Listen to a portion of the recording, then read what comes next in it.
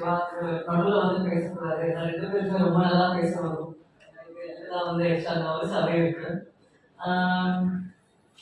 எனக்கு ரிலீஸ்க்கு அப்புறம் ரொம்பவே சந்தோஷமான இருந்த விஷயம் வந்து நம்ம படம் ஆரம்பிக்கும் போது ஒரு இம்பாக்ட் ஆடியன்ஸை கிரியேட் பண்ணேன் போல. அது அந்த 100 crores 200 crores பிளாக் அந்த மாதிரி இல்லை. படம் இன்டென்ஷன் ஒன்று இருக்கும்.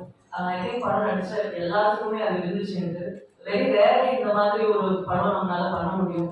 எங்க ஒரு கேரக்டரும் அவங்களோட கேரக்டருக்கு ரொம்ப ட்ரூவா இருக்கிறதுக்கு அந்த மாதிரி ஒரு எழுதியிருக்கணும். நான் அதான் அவர்கிட்ட ஃபர்ஸ்டே சொன்னேன், ராஜ்குமார் கிட்ட. அவர் வந்து ஒரு ஃப்ளை ஆஃப் த வால் மாதிரி அவர் வந்து ஒரு இடத்துல உட்கார்ந்து அப்சர்வ் பண்ணுவாங்க. ஜட்மெண்டல் சைட் எடுத்து அது எதுவுமே இல்லை. ஒரு கேரக்டருக்கும் வந்து அவங்களோட இம்பார்ட்டன்ஸ் அவங்களோட ப்ரெசன்ஸை வந்து காட்ட வைப்பாங்க. இது வந்து எந்த அளவுக்கு இம்பாக்ட் பண்ணியிருக்குன்னா, எனக்கு ஒரு ஃப்ரெண்ட்